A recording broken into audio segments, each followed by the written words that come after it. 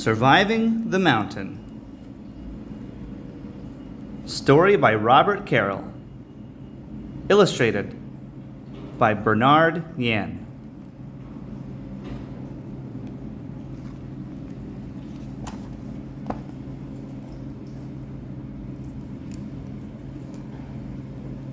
In 1985, two young men, Joe Simpson and Simon Yates, were chasing a dream. After climbing many peaks in Europe, they wanted to be the first men to climb one of the most difficult and dangerous mountain faces in South America, Ciula Grande. It is about 6,300 meters high.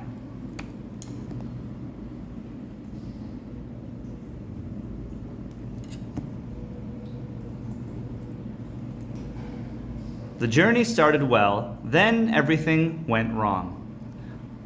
One of them broke his leg near the top of the mountain and was separated from the other. He could not walk and he had no food. He had no tent or sleeping bag. For most men, that would have been the end. This is the story of how he survived.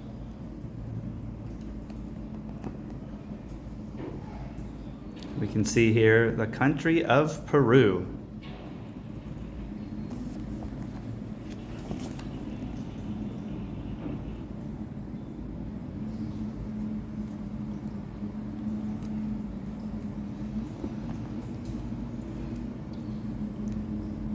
It was a good day for Simpson and Yates, but not for their new companion, Richard Hawking, whom they met in Lima, the capital of Peru. Hawking was not a mountain climber, but he liked adventure and wanted to see the Andes. The three had reached the bottom of Ciula Grande easily enough, but Hawking ended up sick after eating bad food.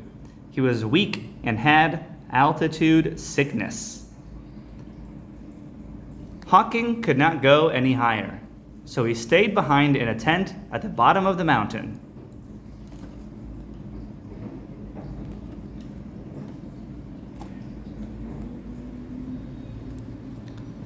So for this word here, altitude sickness, it means that above 2,500 meters high, there's less oxygen in the air, which makes some people ill. They become weak, have headaches, and cannot eat.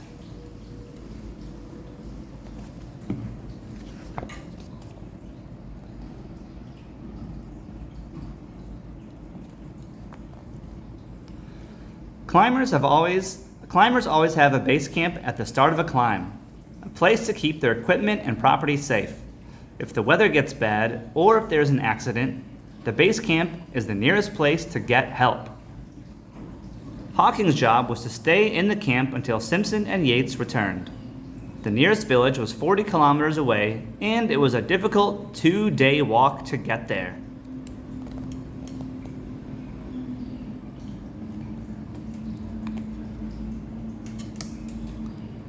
It was good to have this camp here with food, medicine, fuel, and someone to help. Soon the team would know how useful the base camp would be. Simpson and Yates' plan to climb Ciula Grande was risky.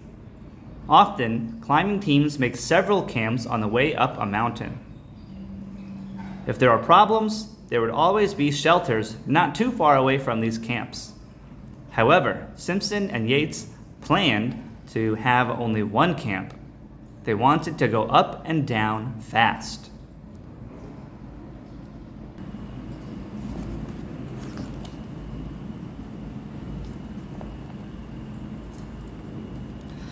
They were lucky on the climb to the top. It took 3.5 days. They were not so lucky on the way back down. Climbing down near vertical ice, Simpson fell 5 meters, breaking his right knee and ankle.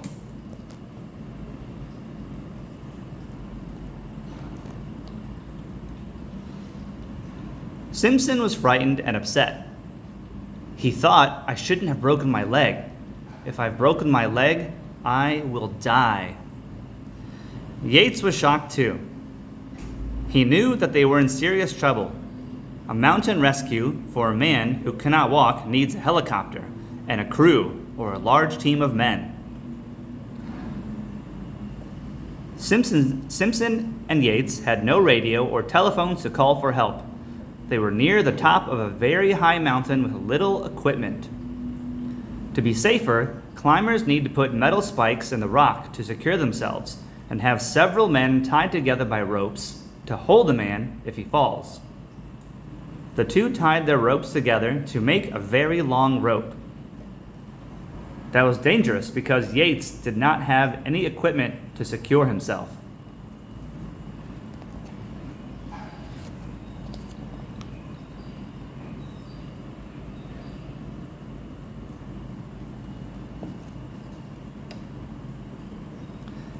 Yates made a hole in the snow to sit in and pushed his feet against the inside to keep himself from slipping.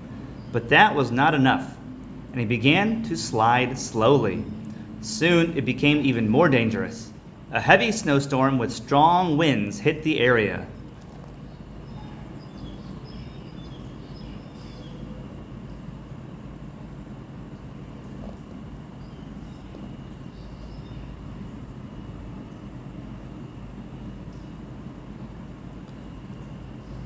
Simpson slid over a cliff to the end of the rope.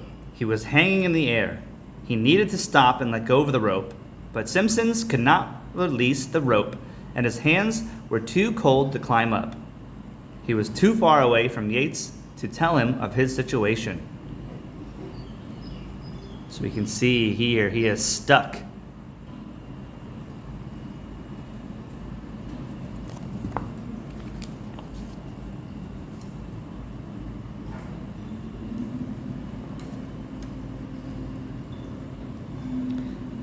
Yates could not see Simpson from where Simpson was. After an hour and a half, Yates was still sliding down. He thought that Simpson was dead. Yates knew he would die if he did not do something. So he decided to cut the rope.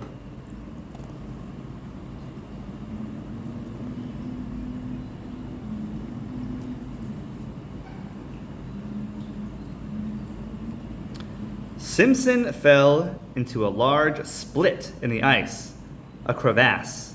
He thought Yates was dead on the other end of the rope. He pulled the rope. It came easily, and he saw the cut. He now knew that Yates was not dead. It was night, so he waited until morning to move. Simpson was lucky that the fall did not kill him, because there were big, sharp pieces of ice like swords inside the crevasse. These ice swords could have cut off his arms and legs.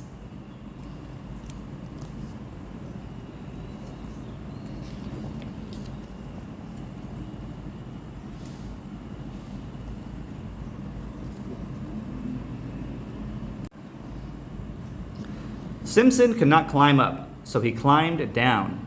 He had no choice. Luckily, there was a way out. Often, crevasses are traps. The only way out is up. When he got out of the crevasse, he saw his next problem. He was 9 kilometers from the base camp. He could not walk, and he had no food or water or stove to keep warm. He thought it was impossible to get back. Over the next 4 days, he hopped and crawled down the mountain, little by little. He used a simple plan of looking for a nearby place below and calculating the time it would take to get there. 20 minutes. And if I could do it in 19, he thought, that would be good. Now the next part. It was night when he arrived near the base camp. He knew he was there because he could smell the toilet. How excited he was to smell a toilet!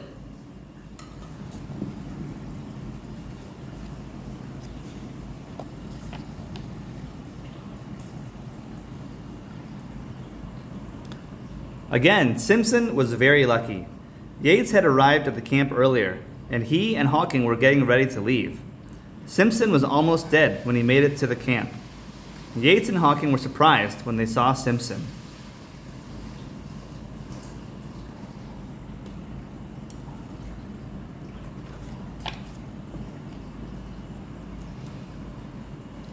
In 5 days, Simpson had lost 40% of his body weight, and he had frostbite. His recovery from his injuries took a long time. He needed 6 operations and 2 years of treatment. Later, he broke his other ankle in another accident. Simpson and Yates remained friends after the accident. Simpson reminisced that cutting the rope on Ciula Grande was what saved his life. Both of them still continued climbing.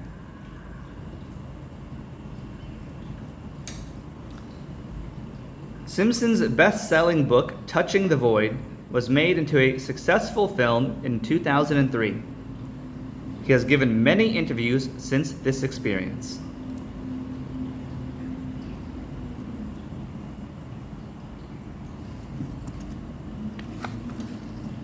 The end of the story, Surviving the Mountain.